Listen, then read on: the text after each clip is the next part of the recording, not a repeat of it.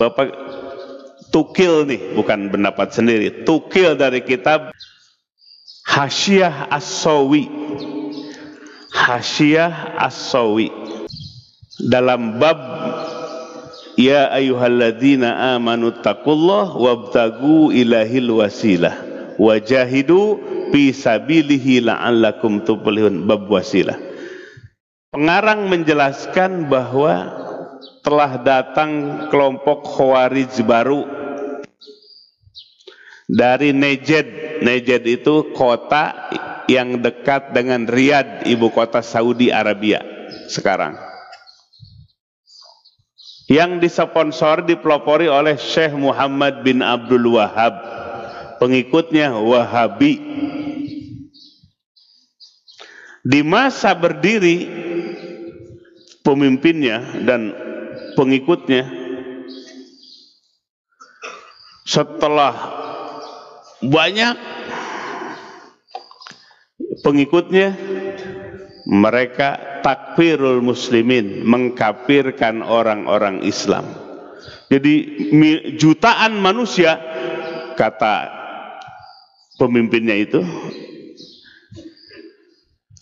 di kitabnya diambil dalam kitab Ad-Durarus Saniyah fil Ajwibati An-Najdiyah, berapa belas jilid, khusus kitab yang ditulis oleh ulama Wahabi semua, dari Syekh Muhammad bin Abdul Wahhab sampai ulama berikutnya, berbelas-belas jilid, disusun oleh mereka, namanya Ad-Durarus Saniyah fil Ajwibati An-Najdiyah.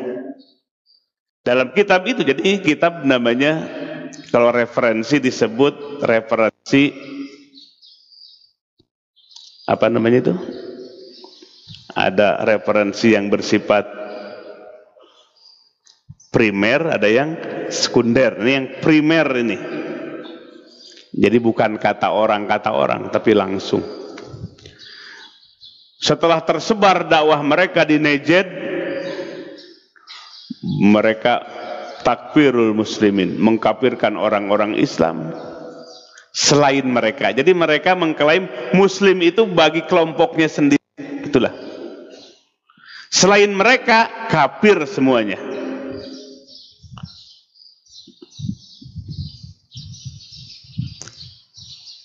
Maka berdirilah Saudi Arabia yang pertama.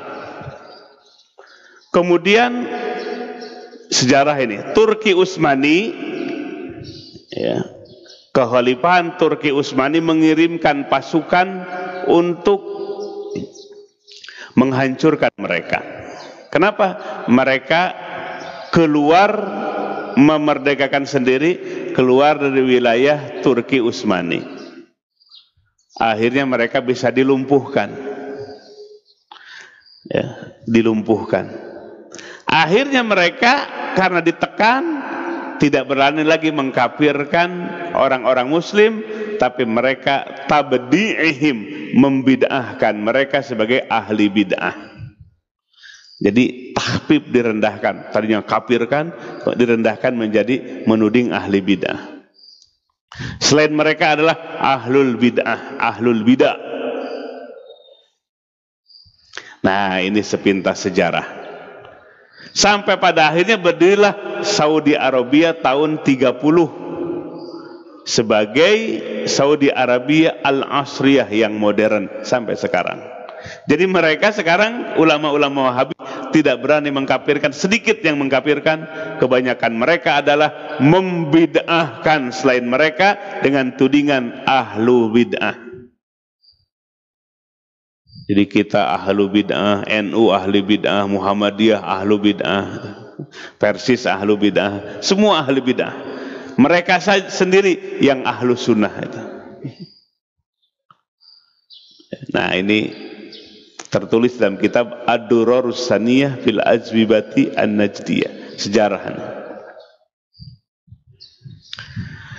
Jadi berhati-hatilah, ternyata kaum muslimin ini, apa problem umat hari ini?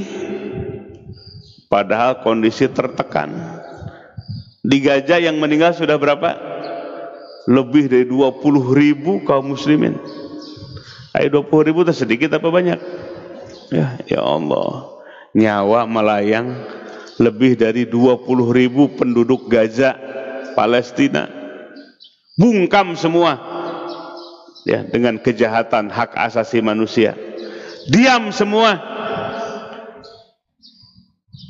karena di belakang mereka ada Amerika dan sekutunya. Makanya sampai sekarang jangan makan lagi barang yang terafiliasi dengan Israel. Ini udah mulai rame lagi ini. Mending baliklah ke colenak, ke makanan mah. Apa colenak itu? Dicocol enak. Ya, terus rotinya juga bersumbu, bagus itu. Ke burjo gitu ya. Pingin pizza ke New York gitu ya.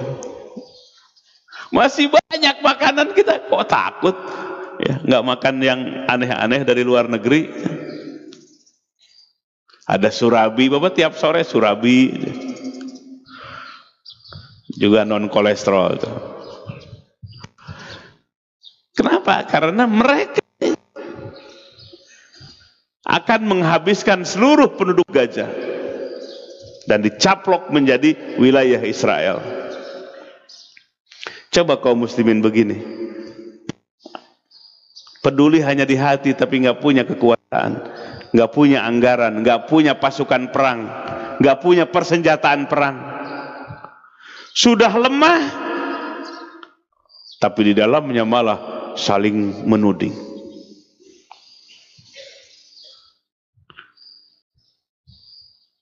Bukannya membantu, Hamas dituding Syiah gitu. Jadi terus saja ngutek di situ. Orang mah sudah ke Apollo ini mah. Ya.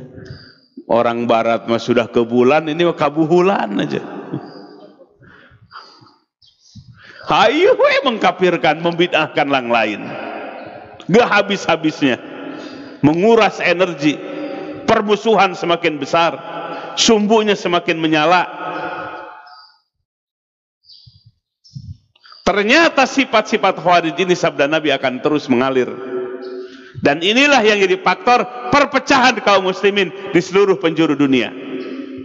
Sifat Khawarij yang masih ada, merasa paling benar, merasa yang paling benar salah semua, merasa yang paling Islam kafir semua, merasa yang paling sunnah bid'ah semua. Ini yang jadi faktor utama kelemahan umat Islam di seluruh dunia. Sifat apa? Khawarij ternyata.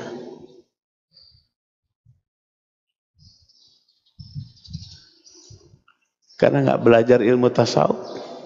Coba belajar ilmu tasawuf, ya Allah, ilmu yang kau berikan hanya sedikit. Wa ma utitu minal ilmi illa qalil. Tidaklah kalian diberi ilmu kecuali sedikit saja.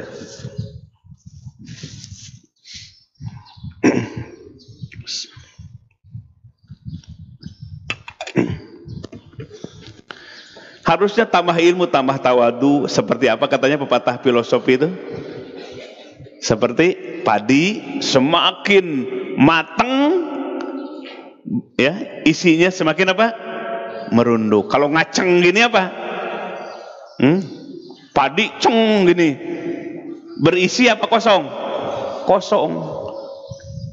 Kalau ilmunya masih sedikit, merasa paling hebat. Kelompoknya merasa paling hebat. Kalau ilmunya semakin banyak,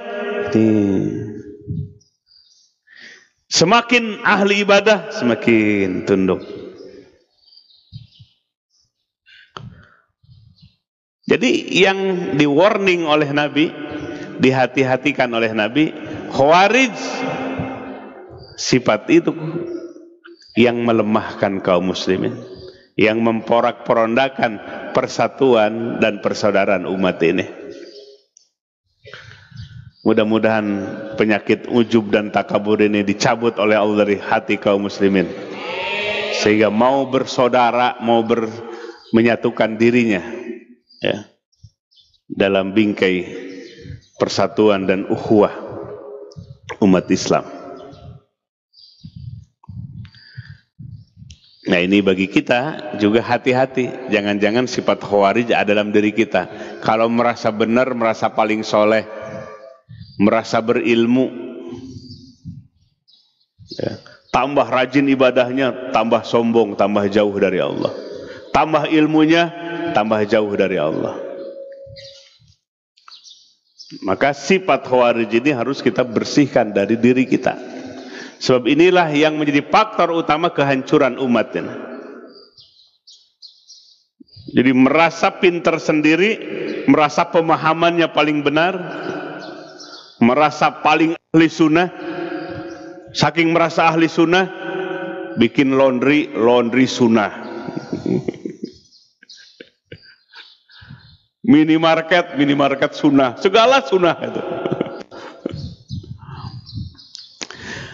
Di zaman generasi awal, labeling namanya ahli bid'ah itu adalah kepada selain ahlu sunnah. Siapa mereka? Salah satunya adalah khawarij. Sekarang label ahli bid'ah itu kepada yang suka tahlil, kepada yang suka kunut, kepada yang suka wiridan berjamaah. Salah alamat. Dulu generasi awal namanya ahli bid'ah itu lawan dari ahlu sunnah wal jamaah, namanya ahli bid'ah. Seperti Syiah Rafidhah, seperti Khawarij, Mu'tazilah, dan yang lain-lainnya.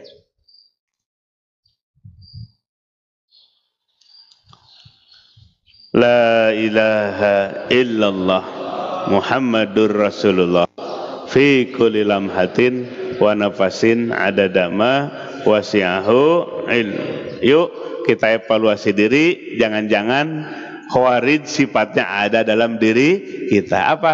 Kalau penyakit hati namanya ujub dan takabur ada dalam diri kita, kita pun tersifati oleh khawarij.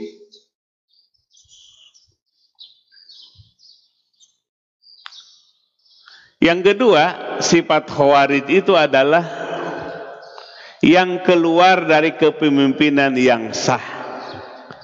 Berani keluar dari kepemimpinan yang sah. Contohnya di awal, Sayyidina Ali ketika jadi khalifah, dengan segala kebijakannya dalam kondisi yang darurat. Sebab ketika Sayyidina Ali diangkat, dibaiat oleh para sahabat yang lain, di Syam ada gubernur yang bernama siapa? Muawiyah bin Abi Sufyan, yang sama mendeklar dirinya sebagai khalifah. Nah, ini mulai perpecahan. Nah, khawarij inilah yang keluar dari Sayyidina Ali. Bahkan tokoh khawarij yang membunuh Sayyidina Ali siapa namanya? Abdurrahman. Bagus nggak nama Abdurrahman? Hamba Allah yang maha rahman. Abdurrahman bin Muljam yang membunuh Sayyidina Ali ketika sholat subuh. Ketika membunuh Sayyidina Ali, dia membacakan ayat Quran terlebih dahulu. Ya Allah,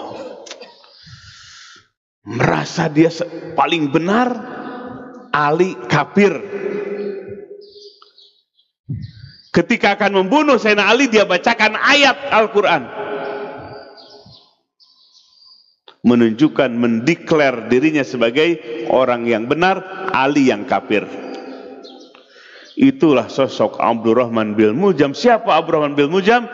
Yang pernah di masa Sayyidina Umar bin Khattab ditugaskan untuk mengajarkan Al-Quran. Saking hebat bacaan Qurannya, hafal Quran, ditugaskan di masa Khalifah Umar bin Khattab untuk mengajarkan Al-Quran.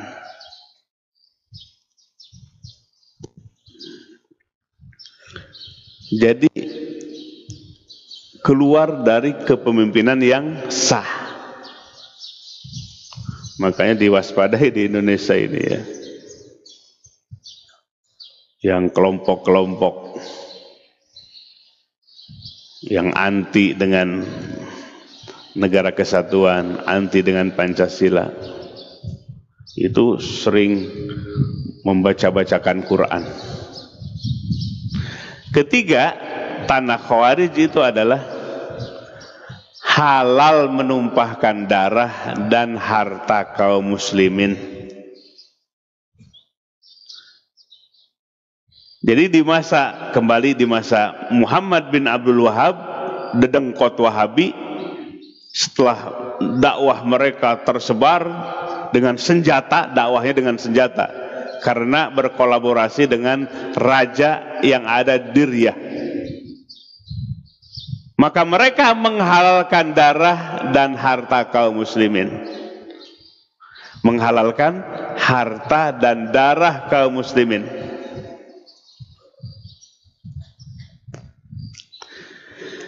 Kenapa?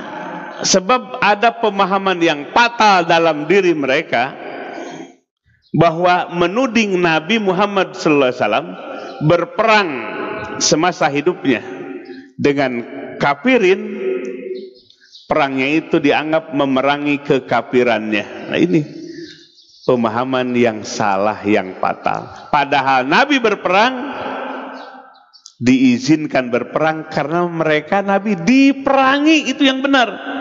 Udzina lilladina yuqatalun, diizinkan berperang karena mereka diserang, karena mereka diperangi, bukan diperang karena memerangi kafirannya. Jadi di situ letak kesalahan berpikir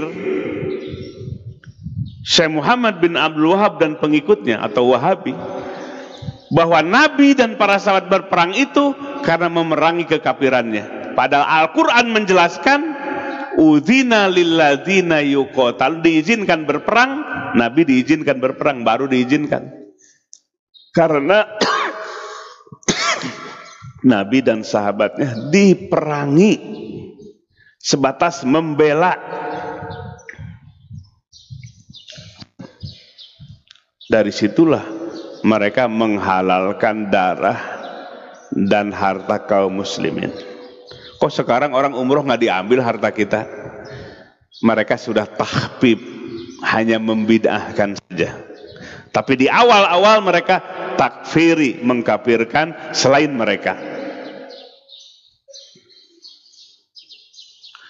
La ilaha illallah Muhammadur Rasulullah fi kulli lamhatin wa nafasin adadama wasi'ahu ilm. Ini Bapak Ibu sekalian, yakin ilmu yang Allah berikan kepada kita sedikit? Yakin nggak? Itu Imam As-Suyuti, salah satu imam madhab Syafi'i, namanya siapa? Imam As-Suyuti, makamnya dekat Imam Asy-Syafi'i. Pingin ke Mesir lagi nggak? Santri mau ikut ke Mesir apa enggak? Angkat tangan yang mau ikut. Oh, masih ada yang nggak mau ikut ya? Mudah-mudahan bisa berangkat. Ongkosnya dikasih sama travel. Kita jarah ke makam Imam As-Suyuti. Imam As-Suyuti itu mengarang lebih dari 500 kitab. Mengarang lebih dari 500 kitab. Dan beliaulah yang membela tarekat dan ilmu tasawuf. Seorang fuqaha, ahli fikih, tapi membela ilmu tasawuf dan membela thariqah mu'tabarah. Dalam kitab-kitabnya, contohnya Al-Hawi lil Fatawa, itu salah satu kitab yang dikarang oleh beliau. Di situ beliau menjelaskan zikir sampai berdiri, ahli thariqah, zikirnya berdiri, bahkan berputar-putar sampai jatuh. Beliau bela, ada Quran dan hadisnya. Ya. Jadi Jalaluddin As-Suyuti, ulama besar dari madhab Syafi'i yang membela ilmu tasawuf dan thariqah sufiyah, thariqah ahli tasawuf.